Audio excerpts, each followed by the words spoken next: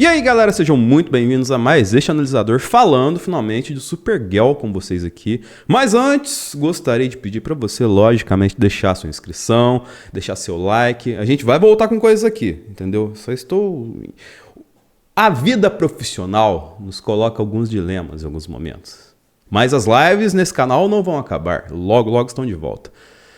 E deixe o seu like, seu comentário sobre o que você achou e sobre as opiniões que vamos colocar aqui sobre Supergirl com vocês aqui. Porque sim, o filme saiu e já começando a falar, sim, eu gostei bastante do que eu vi em Supergirl. E isso talvez seja bom, mas seja ruim por um outro lado. E essa dicotomia, ela vai além do Supergirl. Além da obra conduzida na batuta, entre aspas, do James Gunn, mas dirigida por Craig Gillespie. Se eu não me engano, esse é o nome do nosso querido, que eu acabei de olhar no IMDb aqui. Dito isso, vamos lá. O Supergirl tem uma HQ base. Eu já falei isso quando analisei o trailer. E eu li os ocorridos dessa HQ, assim, na época. Não retomei depois do filme, mas na visão geral, eu achei uma adaptação desse arco em específico muito bem executada, muito bem feita, muito bem transposta para outra mídia. E isso a gente fala de adaptação. A gente não está falando exatamente de um negócio, porque o personagem não era tal assim. Aquele recorte em específico do quadrinho no filme, cara, eu acredito que um fã do Supergirl não teria nenhuma crítica em cima disso e que foi respeitado o material base, a essência da personagem e a caracterização dela para o cinema. Colocado isso, vamos falar da Supergirl. A Amelia Alcock, eu acertei o nome dela pela primeira vez de primeira, mandou super bem, né? Ela tem uma jornada, assim, não tão complexa, mas com muitas complexidades. Eu sei que isso acaba soando contraditório, mas é que assim... E aí já entra num ponto que eu vou falar mais à frente, então segura um pouquinho aí, sobre questões de filme de super-heróis. Mas voltando pro ponto dela, é que, cara, ela consegue fazer aquele perfil, né, da pessoa que tá, vamos colocar assim, não tão focada, não tão olhando para a missão que ela tem, porque ela tá com outras questões, outros dilemas para resolver, mas que você sente que tem uma essência ali. Você sente que tem um modo de fazer as coisas, de enxergar o mundo de uma forma certa, mas que ela também tá cansada por conta de toda uma carga dramática que ela teve antes daquele momento, entendeu? Então, nesse ponto, você tem um cenário ali muito próximo, muito interessante para se construir ela, para ela se desenvolver, e que, de fato, ela estava escolhendo estar nerfada, entende? E que ela tem como, assim, evoluir e tal. Se fica muito claro aquilo ali, até por conta do que a gente falou, a Supergirl. A gente sabe exatamente o que é a Supergirl, assim. E eu achei legal também um outro ponto e eu até falei isso quando eu analisei o trailer. A Supergirl, ela, nos últimos anos, principalmente, digamos, últimos 10 anos, principalmente, ela perdeu esse perfil de ser a skin mulher do Superman, entendeu? E ela ganhou identidade própria, ganhou nuances próprias que complementaram ela além dessa skin que provavelmente foi a cerne dela lá atrás. E deu uma carga mais dramática, mostrou que ela viveu mais coisas. E nesse ponto, o filme manda muito bem. A gente entende a curva dela assim. E entende uma coisa que muita gente até ficava perdida no meio de coisas de quadrinhos de origem assim. Porque como pode a Supergirl ser mais nova que o Super-Homem se ela viveu o fim de Krypton e o Super-Homem não? Então a gente tem um arco que na verdade teve ali. Isso também tem nos quadrinhos. De todo um momento, né, a queda de Krypton não foi, explodiu tal qual um planeta destruído pela Estrela da Morte, mas tem toda uma curva descendente de decadência e motivos que levam o planeta ao seu fim, entendeu? Então, você tem ela vivendo essa curva. Ela vivendo isso tempo depois do que o Superman. Então, você tem ela vivendo essa dor. E você tem ela, aos poucos, saindo daquele paraíso, indo para sua queda, para o seu drama, assim. E quando ela chega na Terra, ela não se encontra. E aí ela perde totalmente o eixo, porque ela não tem um lugar. Ela só tem o Krypto, que, assim... eu me surpreendi nesse ponto de que, apesar de ter um cachorro, não foi um filme sobre animais. Eu achei que ia ter muita coisa envolvendo ele ali. E ele, de fato, foi a chama da história, né?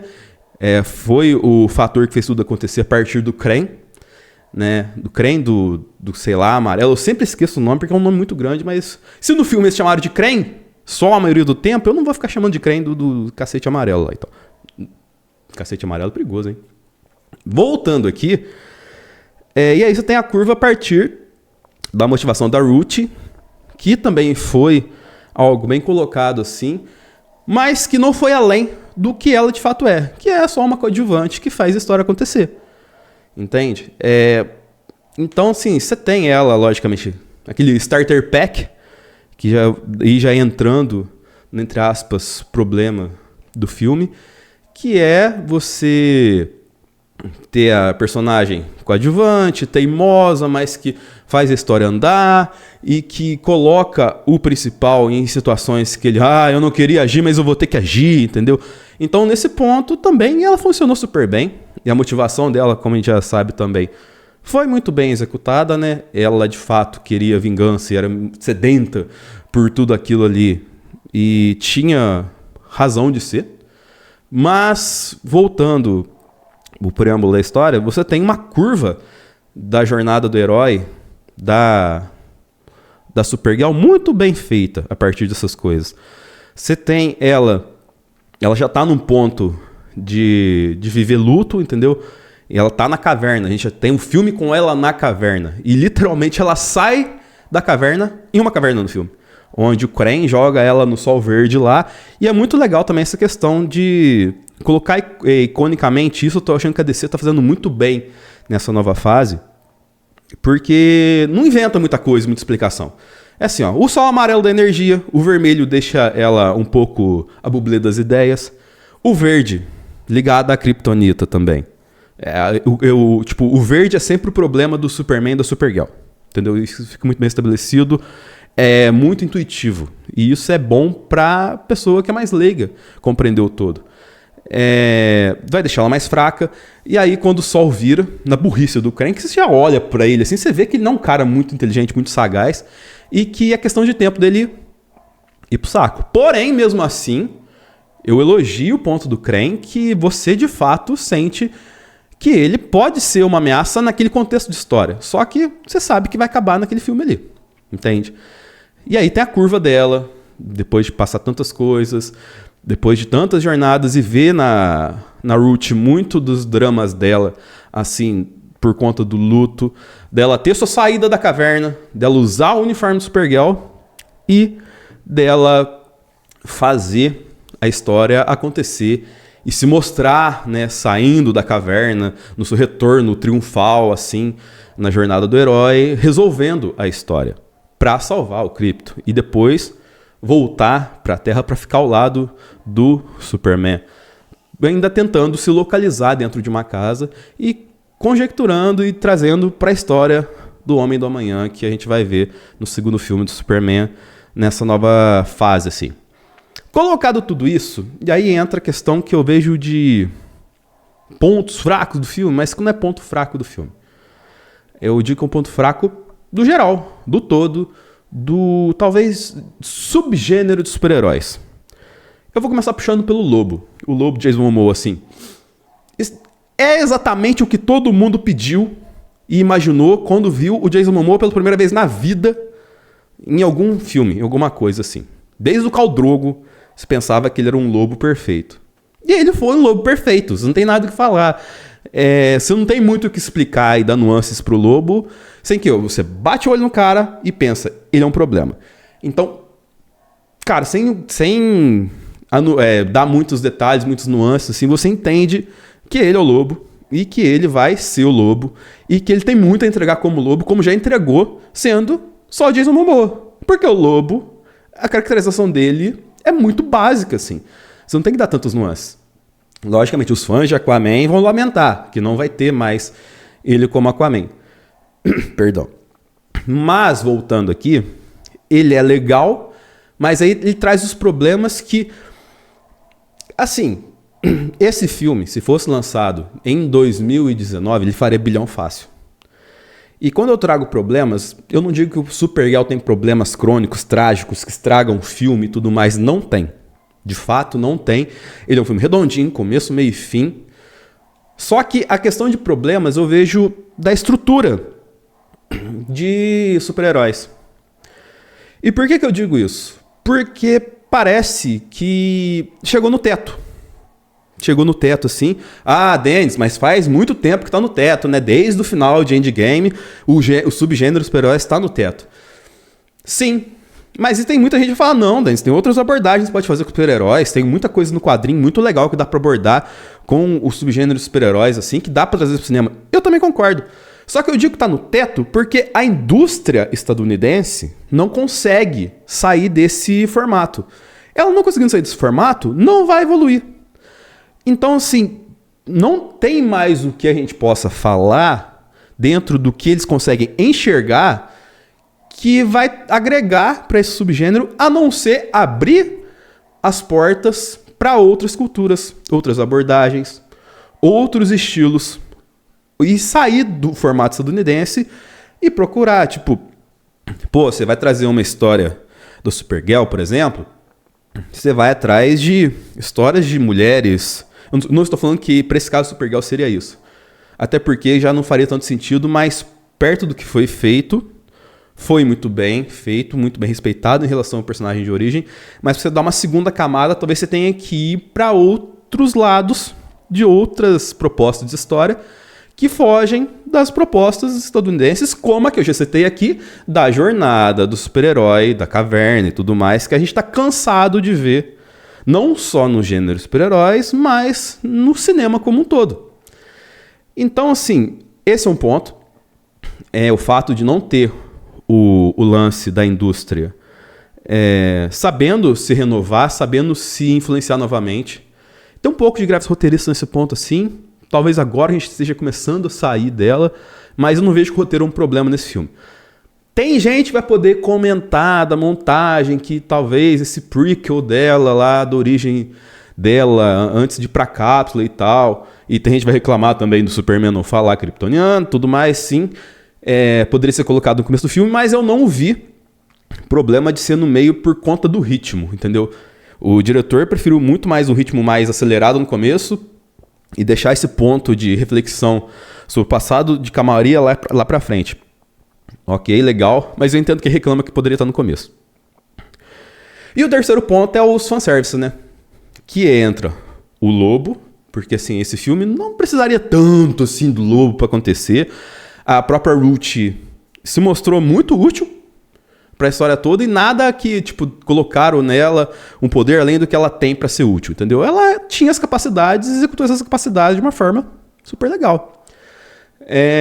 E assim, o Lobo, ele tava ali por puro fanservice, por pura questão de estar já ligado ao Supergirl em algumas histórias nos quadrinhos e de colocar esse personagem que todo mundo queria ver como um atrativo para as pessoas também verem o filme.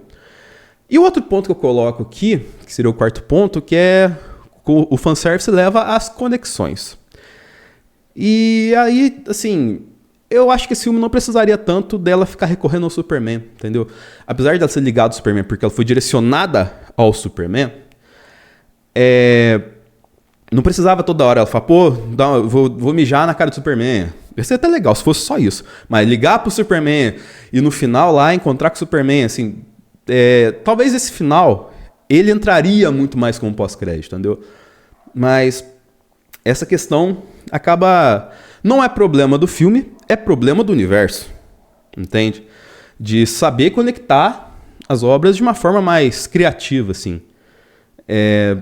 Então, eu vejo nesse ponto que o problema é, nesse ponto, sim, a saturação.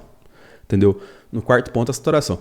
E, por último, no meu quinto ponto, é uma coisa que é muito mais ligada, mais uma vez, à indústria do que a James Gunn ou direção de criação de universo e tudo mais, que é os efeitos especiais. Mas vai reclamar dos efeitos especiais de Supergirl? Não. Eles são excelentes, eles são maravilhosos, eles são muito bem feitos, eles fazem sentido com o todo. Porém, eles têm cara de Guardiões da Galáxia. Entendeu? E aí a galera vai reclamar. E a Millie tem muita questão ligada à música, lembra muito o Peter Quill. Aí é o problema da primeira questão que eu falei lá do formato saturado. Mas pô, esses alienígenas lembram muito os Guardiões da Galáxia. Aí um quinto problema do tal do Unreal Engine lá que... Parece que eles pegaram do 2014 do Guardiões da Galáxia e todo filme, desde então, é a mesma cara, entendeu? Pô, tem até esses barrões Star Wars, tem coisas Star Wars que parece que é Guardiões da Galáxia, entendeu? Então, se pegou um prompt, um modelo de fazer esse tipo de aventura espacial em efeito assim, e tudo agora é desse jeito. E também porque é o mesmo motor gráfico, toda uma questão que envolve não só os filmes de heróis, mas Hollywood como um todo. Quando a história vai pra esse lado, tudo hoje em dia parece Guardiões da Galáxia. E é um filme que, olha só, pra você ver, não ganhou Oscar de melhor efeito especial na época, né? Mas é um filme que tá ditando a regra daquilo ali pra frente. Então, assim, o filme, ele é redondinho, ele tem começo, meio e fim, ele cumpre total seu propósito, e ele é um bom filme pra entregar pro Homem do Amanhã. Colocado isso, eu só coloco que é mais... Os problemas de Supergirl vêm mais da indústria do que da história. Entende? Talvez esse filme não vá bem de bilheteria. Por outras questões que eu já falei bastante no vídeo anterior e outros vídeos anteriores nesse canal sobre Supergirl e que eu não quero entrar no meio aqui, mas que não tem nada a ver com o mérito da atriz que mandou super bem. E ela, sim, faz jus ao manto de Supergirl que foi dado a ela. Eu espero que ela tenha uma longa carreira como Supergirl, da mesma forma que eu espero que a indústria saiba se reinventar e saiba criar e saiba trazer histórias legais e novas pro subgênero de super-heróis. É isso, espero que tenham muito gostado desse vídeo. Curta, compartilhe, favorite, se inscreva. Até o próximo analisador e até o próximo Super-Homem ou Supergirl ou a próxima obra da DC.